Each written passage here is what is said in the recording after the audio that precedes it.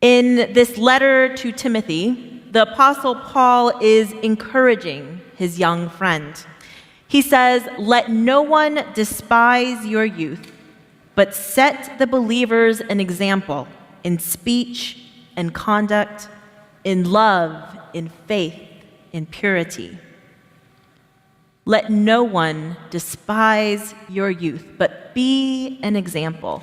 Lead with your actions. See, the Apostle Paul knew that as he trained Timothy and sent him to begin starting churches in the world, that some people may not listen to Timothy because of his youth. And he's encouraging him that with his actions, with the way that he leads, he can inspire and help people to understand God's love for them, to share it with the rest of the world. It is common today for the church to say that the youth are the future of the church. No one disagrees with that. The youth are the future of the church. But I would argue that the youth are not only the future of the church, but that they are the church today. Throughout the year, our youth meet together weekly to pray and reflect on Scripture and the sermon. They gather monthly for fellowship and for service. In fact, in this past year, our youth have made a difference in San Francisco. They made and served dinner at the Interfaith Winter Shelter. They shared a meal with other youth at the Boys and Girls Club. They even volunteered with an animal shelter. They've helped care for all of God's creatures, big and small, in the Bay Area. And some of them, those who could do so, spent an entire week of their summer vacation on a mission trip.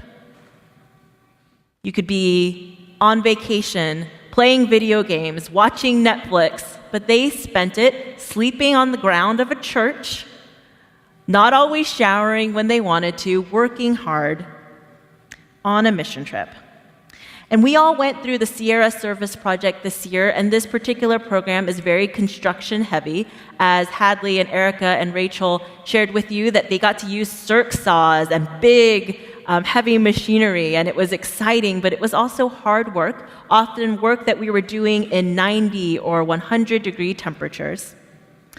But as much as the work was difficult, our souls were fed. Our souls were tended as we built relationships and learned about the people of Chiloquin and Stockton. I could speak forever about what amazing things happen on these mission trips, but it's so much better to hear it from our young people. And so we have Claire Milby telling us about our mission trip to Chiloquin, Oregon, which was with our middle schoolers. And then Rachel Gallus will share with us about our trip to Stockton, which was with our high schoolers. Claire?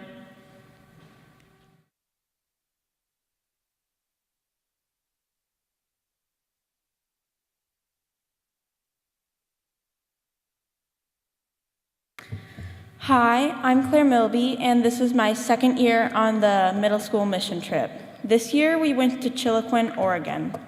On this trip, I learned about compassion and love in action. Every day at Chiloquin, we had a theme. One of those themes was compassion. I learned that compassion was doing something kind without expecting anything back.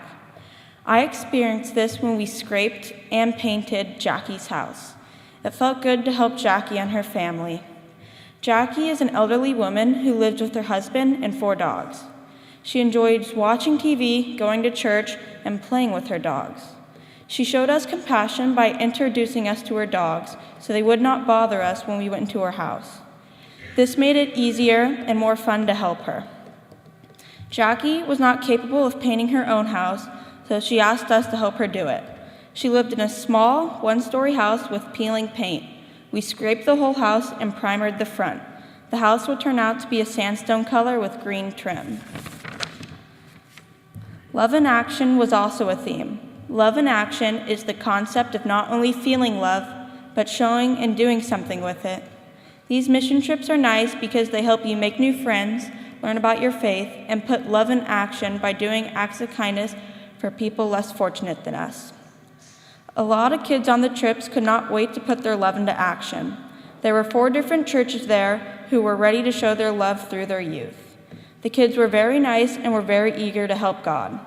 This shows that we can be the hands and feet of God and help spread his compassion and love. By going on the mission trip, I had the opportunity to learn about compassion and love in action.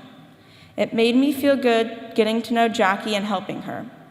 The next time I have the opportunity to show compassion or put love into action, I will be less afraid and more likely to make a difference.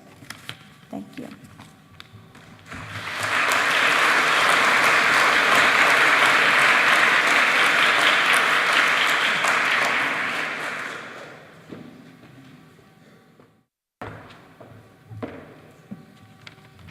Hello, my name is Rachel, and last week the high schoolers went on a mission trip to Stockton.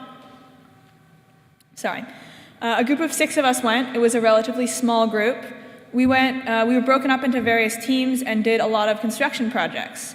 One group was working on making new siding for a homeless shelter. One group was making new shelves for a women's center. There was somebody building a deck for a veteran. We did a lot of good work there. But I think the best part of the mission trip is always the people. There is, of course, my fellow Calvary people, who I was very excited to go on a mission trip with. I have known some of these people for my entire life, and so I was very excited to spend an entire week with them. But when we pulled up to the church, there were something like 40 other people already there, which was a bit daunting. There were a lot of people. When we were broken into work groups, there were some people from Calvary, but many of us were not from Calvary.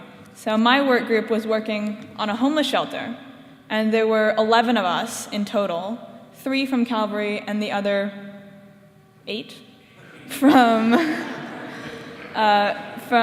the various other churches on the trip. We got very close with these work groups. We spent 7 hours a day doing construction with them. And then we also did evening devotionals with them. We spent a lot of time with them. So I got to know these people very well, and they were all amazing people. Our group, it surprised me so much because 11 is a big enough group that often you'll have subgroups in it. These are the people who talk about this thing, these are the people from this church. But it wasn't like that at all. Everybody talked to everybody else. We were all good friends. We had amazing karaoke sessions in the car to and from the work site. It was really a loving atmosphere, and people made mistakes. I used a circular saw to saw off part of the sawhorse. So that's my power tool skills there. But the construction manager didn't get mad at me. He was just kind of like, well, I've never seen anybody do that before.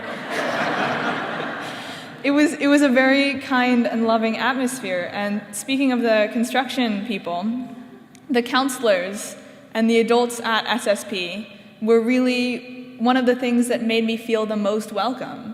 You know, a lot of the mission trips we've gone on in the past have been more conservative in their faith. And so we're a very liberal church. I live in San Francisco. You know, so sometimes there are dangerous topics, like we don't want to talk about, San Francisco or pride, or, the whole issue of homosexuality often divides more than it brings together. So I was just ready to closet that and not talk about it. And when we pull up and we get there's this one counselor named Natalie with a rainbow lanyard on and a pin that says, "Ask me about my pronouns." And that's when I knew. That's when I knew that we were really, truly going to be welcomed, no matter where we were from or what our views were. There were many people, as I mentioned, different churches, and a lot of the times, if you weren't in a work group with someone, it didn't mean that you weren't going to know them, because there was downtime. And I made some really amazing friends. There were some people that I just clicked with, and it's like we exchanged contact information at the end of the week, and I'm pretty sure we're gonna stay in contact, because it made a connection, and it's amazing to make these connections with other people and to see God and other people like that. But the thing that struck me most about Stockton was the people who lived there. Stockton has a bit of a reputation for being very high crime, high illiteracy, all this nasty reputation. But when you talk to the people who live there, they're proud of it. They're proud of their home and Fun fact, it's the asparagus capital of the world. So there's a statistic for you. But you talk to the people there, and they don't think of it as this crime-ridden place. They don't think of it as a bad place. They think of it as home. And it's just such a different point of view. And then talking to the CEO of the homeless shelter where I was working, he was saying how a lot of people, the homelessness problem is seen, the homeless people are seen as the problem. Instead of being seen as people in a bad situation, they are the homelessness problem. And that's not what God is. That's not thinking of people as a problem. It's helping them and getting to know them.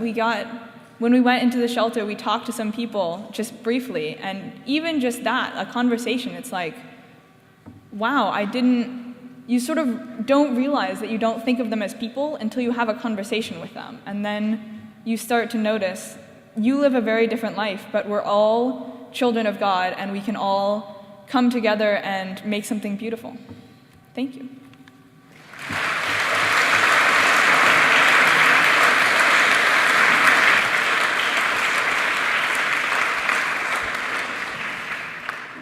Thanks to Claire and Rachel and for all of our youth and leaders for sharing a little bit about their trips this summer. As you can see, our youth are the church of today. They are already leading by example through their actions. They share God's love with one another and with the world. Though painting a house, fixing siding on a building, helping pick up trash, wearing a button, or starting a conversation may seem like small things in the great scheme of all that is needed in this world, these small actions lead to great hope, to deeper understanding, and the possibility for light and love to be spread in this world. And those are the things that will ultimately change this world. In times of chaos and heartbreak, of violence and war, I am grateful for youth who shine as light in the darkness, for all of you who commit to make a small difference in the world that then has a ripple effect that touches so many other lives. As we look to our young people, may their energy, their boundless enthusiasm, their hope, and their ability to sleep on floors and wake up and do more work the next day help us to do likewise. Give us the strength, the courage to know that not only the future of the church is in good hands, but the church today is doing well and can make a difference in this world. Thanks be to God.